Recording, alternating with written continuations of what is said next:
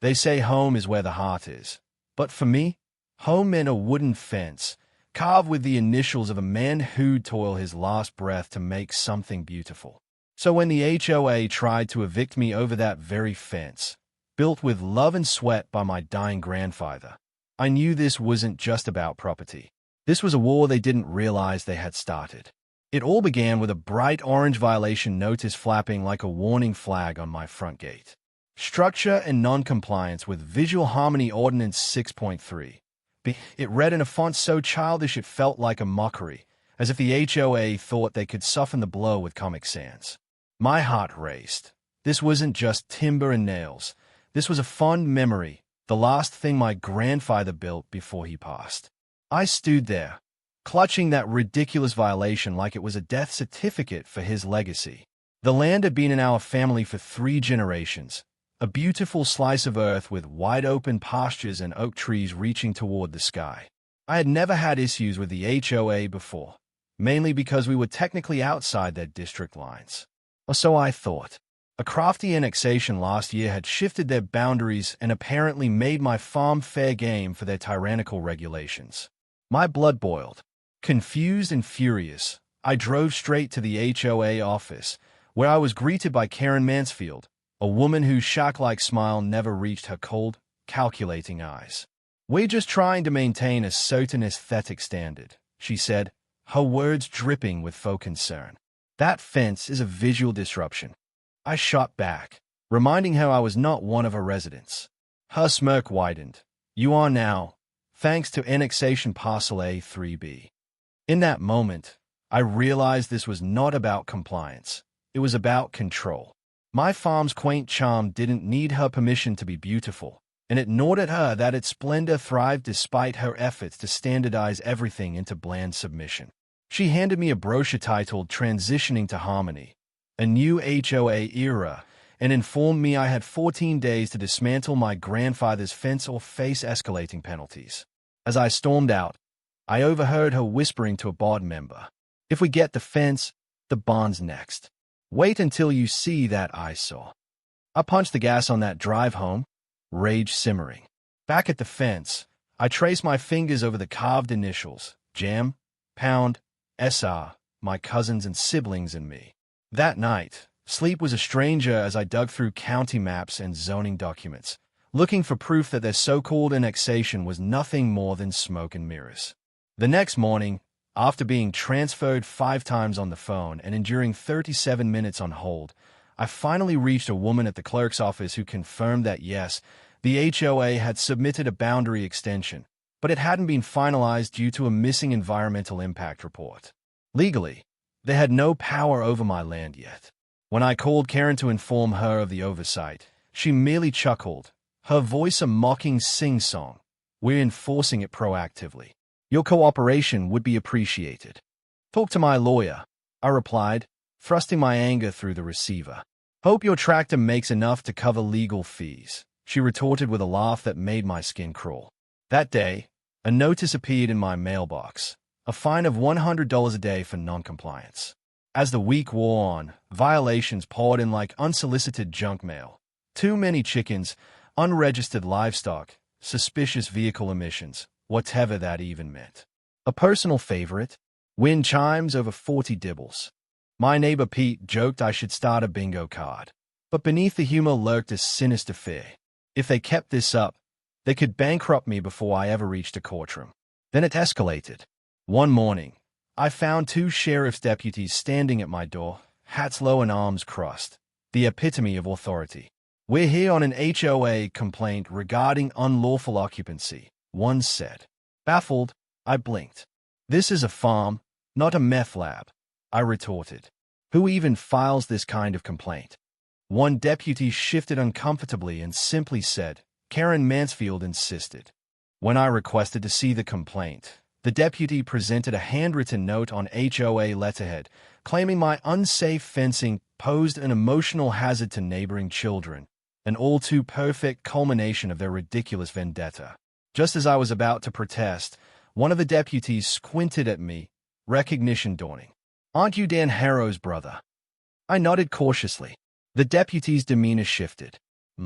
he told his partner. I think we may have procedural missteps here. With that, they turned and walked away, leaving Karen's entire complaint hanging in the wind like a forgotten ghost. My heart pounded, sensing the battle ahead. Karen thought she could bulldoze my history with her paper trails, but what she didn't realize was that I had family loyalty on my side, and my brother Dan wouldn't stand for this. Now, I knew she'd gone too far, and this time, I was ready for war. As the sheriff's deputies walked back to their cruiser, the weight of my grandfather's legacy hung heavy in the air. The confrontation left me knowing Karen's machinations were far from over.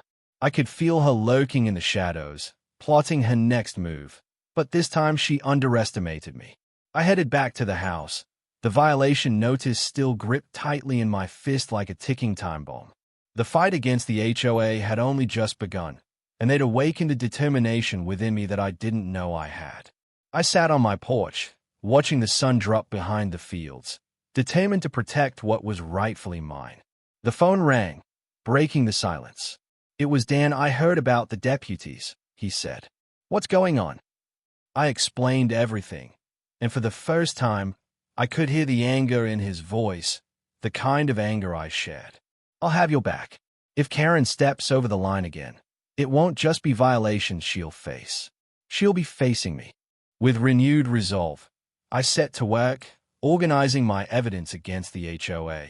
I combed through county documents, made notes on every violation, and contacted neighbors to gather testimonies. It was time to rally support, to show the community that this was about more than just a fence or barn. It was about fighting back against an escalating tyranny. The next morning, I woke early and headed to the local farmers market. I spoke to anyone who would listen, my customers, friends, and fellow farmers, sharing my struggles with the HOA. The buzz spread, and I could feel a wave of support building. People began sharing their own frustrations with the HOA's overreach. As I returned home, I found a large envelope leaning against my porch. My heart raced as I ripped it open, revealing documents marked with the county seal.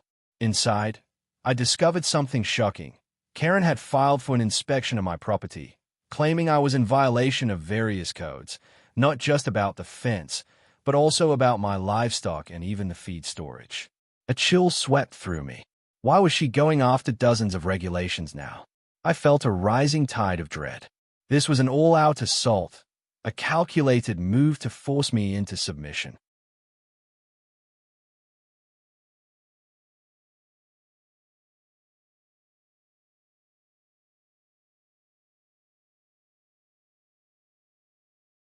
I scanned the inspection request, the words blurring together as my mind raced. Then I stumbled upon a line that made my stomach drop, a scheduled inspection for Friday, just 3 days away. If I didn't act fast, this could turn into another debacle that would spiral out of control. I needed proof to aim at Karen, a way to ambush her plans before they reached the impact zone. I quickly called Dan. We need to act, I said urgently. Karen's pushing for an inspection, and I think she's trying to cover up something. I don't know what she thinks she can dig up, but we can't let her get away with this. I'll start asking around, Dan replied. If she's as ambitious as you say, she may have left some loose ends to unravel. That evening, after meeting with a few neighbors who were now on my side, I returned home to find the chickens unusually riled up. They squawked loudly, darting around the pen as if sensing something was amiss.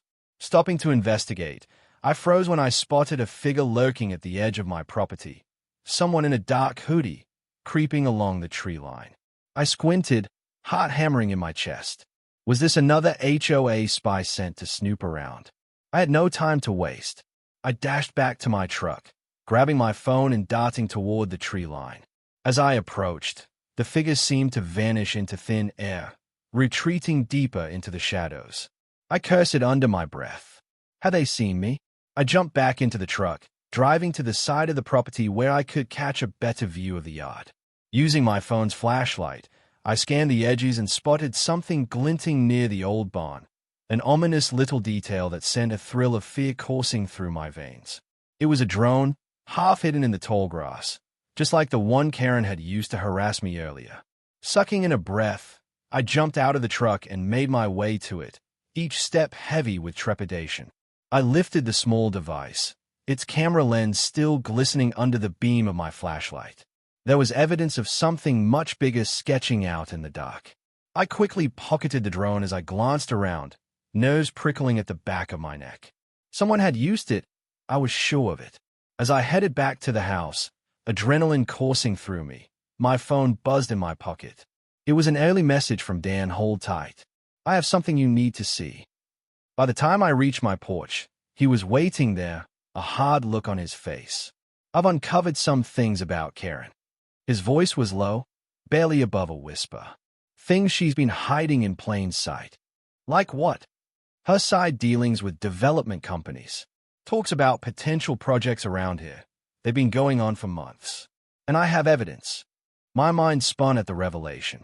Why didn't you mention it before? Because I didn't believe it until I had proof. He pulled out a folder from his bag, presenting papers filled with signatures and plans that showed the scope of Karen's ambitions and how far she was willing to go. Suddenly, the severity of the situation crashed into reality. She's trying to force me off my land so she can make a profit off it. I asked incredulously.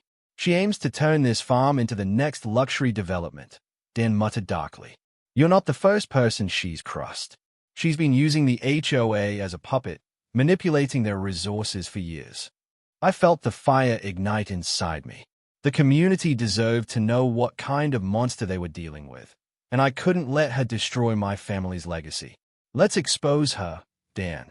We need to get this put together before the inspection. Trust me, we will, he replied, a glimmer of determination in his eyes. But first, we must uncover every layer of her deceit and make sure you're protected before she digs her claws in any further. We spent hours poring over the evidence, crafting a plan to bring Karen's hidden agenda to light.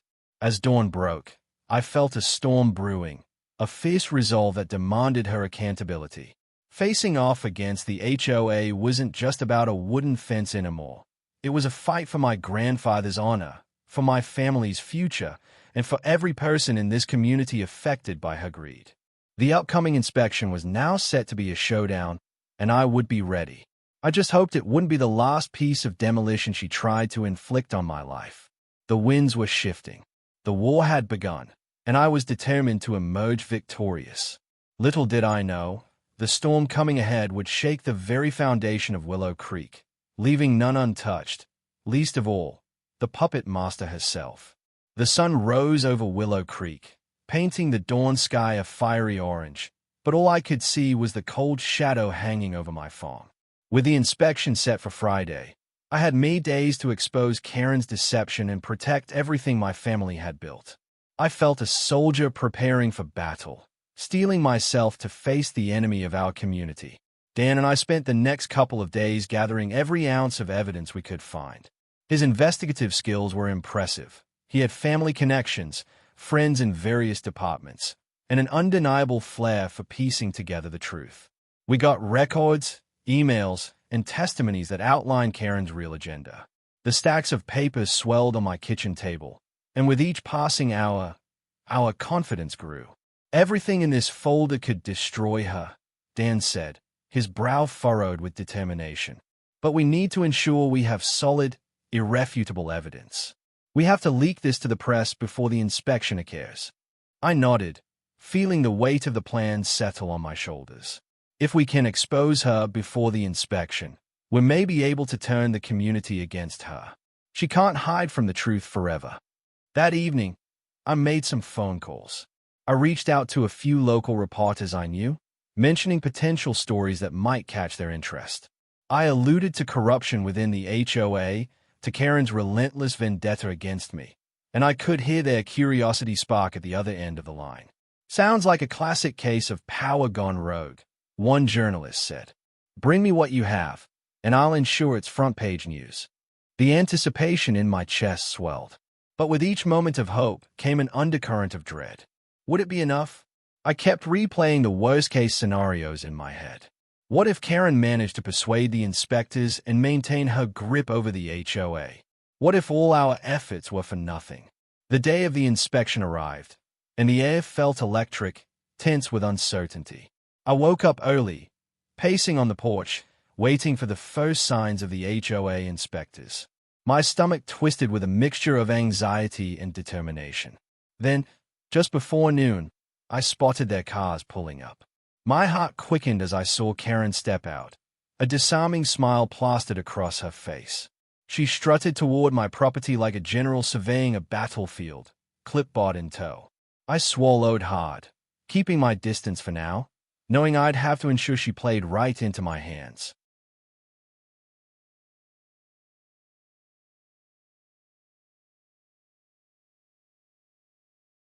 Remember, don't confront her directly, Dan cautioned as we positioned ourselves discreetly behind a nearby tree, armed with our phones to capture the entire inspection unwinding.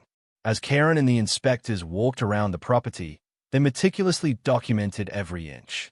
I watched her point at my fence, my barn, and the animals grazing peacefully. My pulse quickened as she took photos, her smug grin becoming increasingly evident as she seized what she thought would be a decisive victory.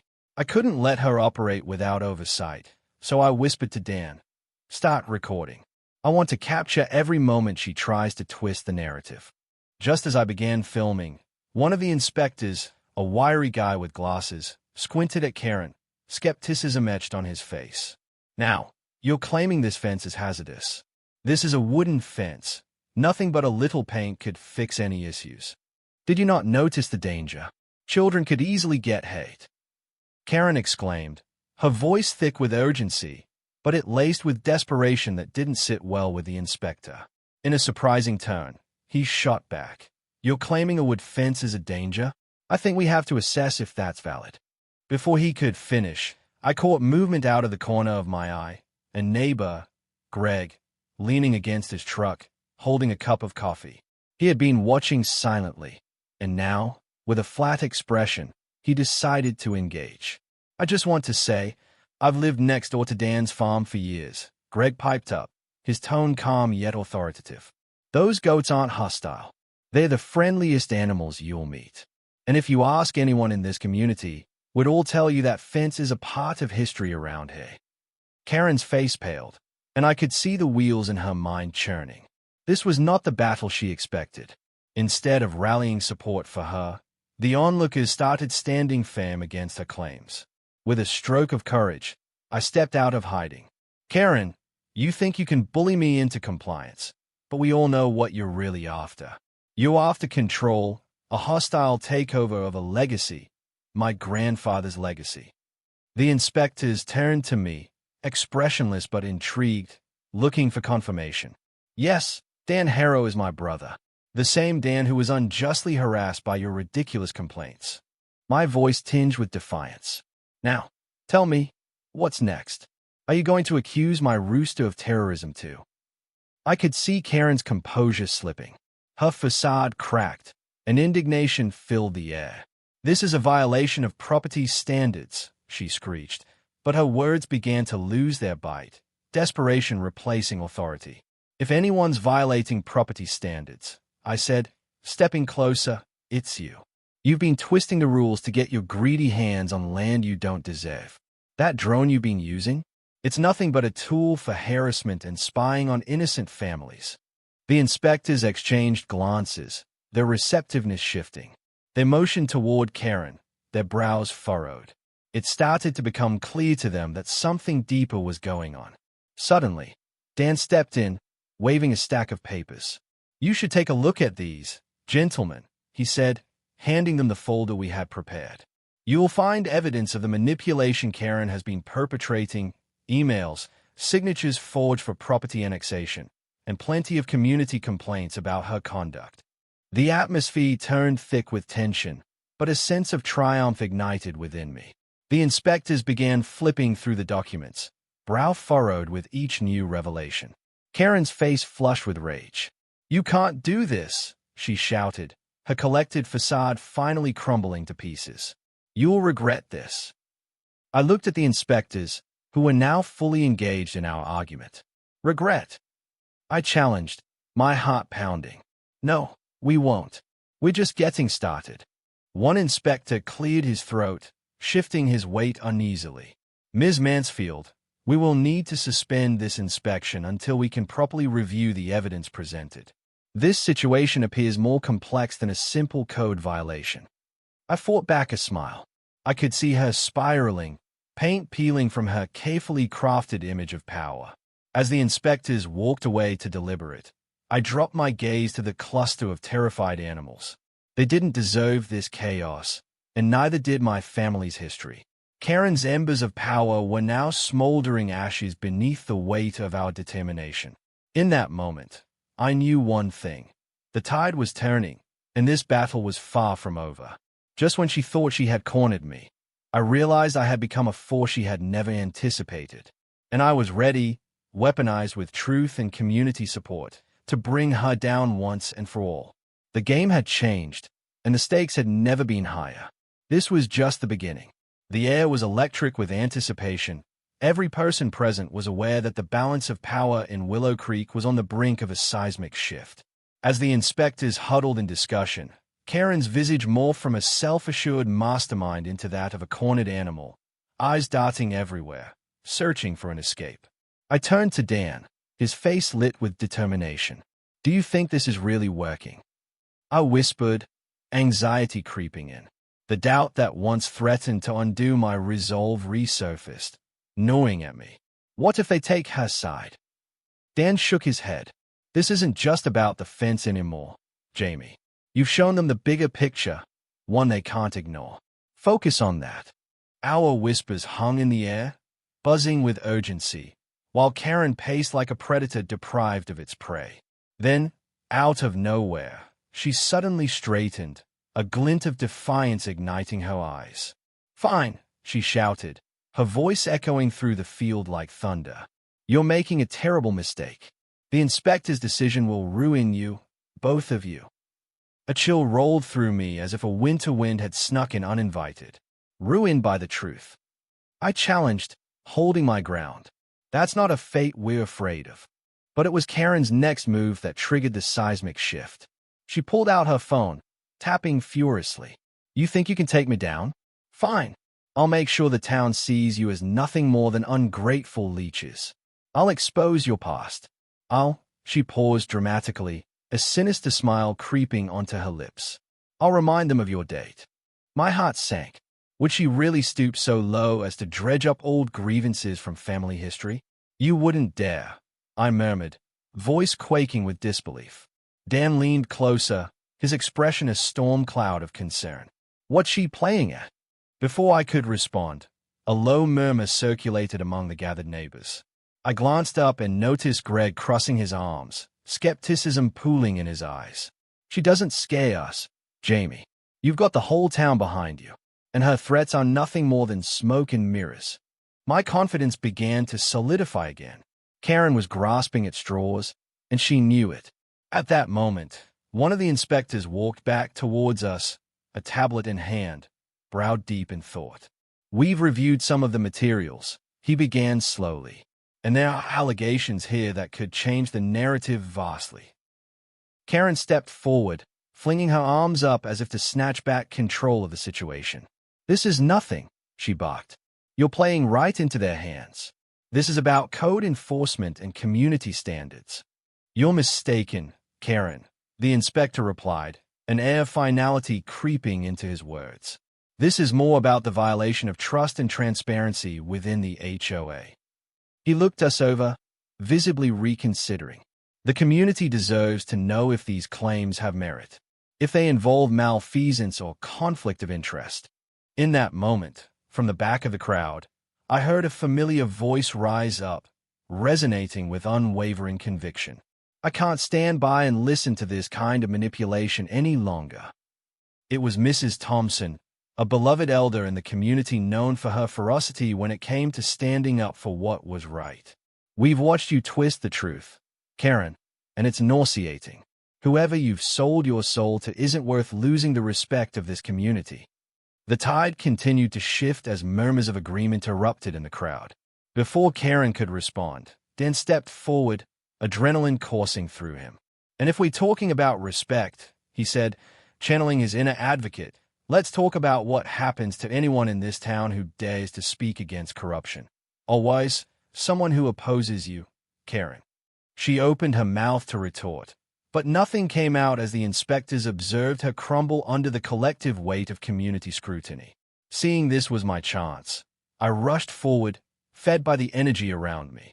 "You all deserve to know the truth," I declared, gesturing toward the gathered townsfolk. "This isn't merely my fight, it's ours. If we allow lies to rule us, we'll all be drowning in darkness. We must unite against anyone, including Karen, who threatens our lives for their greed."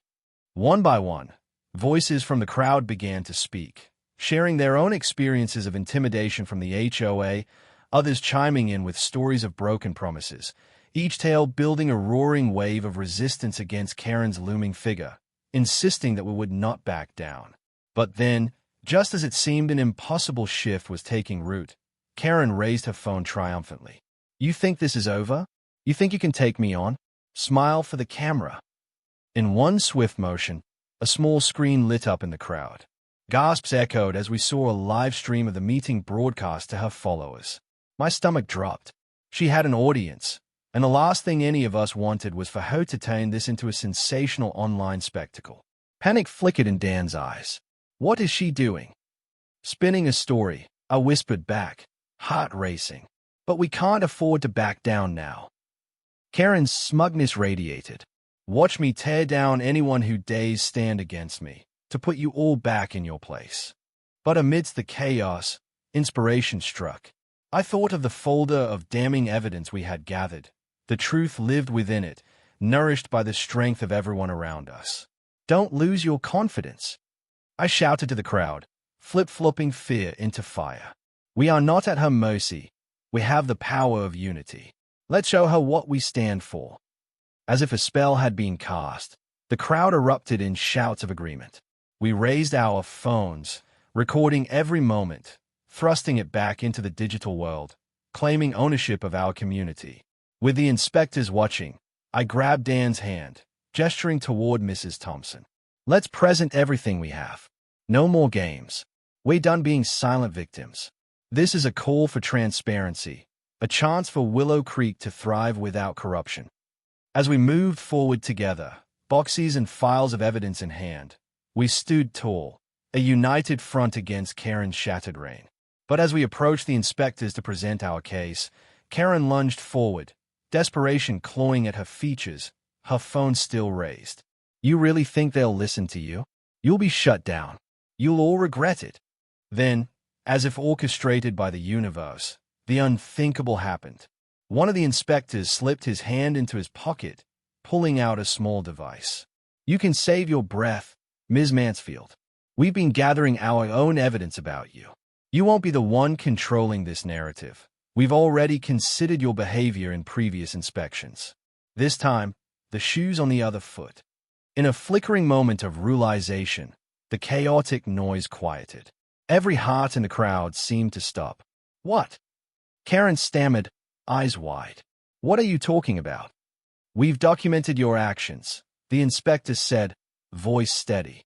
"And enough complaints have surfaced to delve deeper into your dealings with certain developers. This is a royal mess, and it's time for you to take accountability." It felt unreal, each surprise wave crashing over us. Karen's composure shattered, leaving only denial in its place. I could see it in her eyes, genuine fear. She was cornered by a truth she could no longer manipulate. Suddenly, I heard sirens echo in the distance, loud and fierce. "We're on record now," I whispered to Dan, who squeezed my hand in silent support. When the local police arrived moments later, a palpable charge of justice surged through the air. They walked straight through the crowd, headed right towards Karen. With that final twist unraveling her web of deceit, I stood, heart pounding with a mixture of relief and victory. The battle was won, but more importantly, the war for our community's integrity had just begun. As the sirens blared, signaling hope in a storm of chaos, contrast flickered against the backdrop of the night.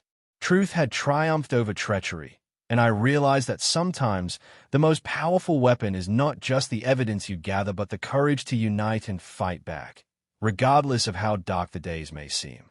As the sun set on Willow Creek, I knew this memory would be imprinted on our hearts forever. The day we chose unity over fear, when the facade of one woman came crashing down, laying bare the strength of an entire community. Mind-blowing, unforgettable, our true beginning.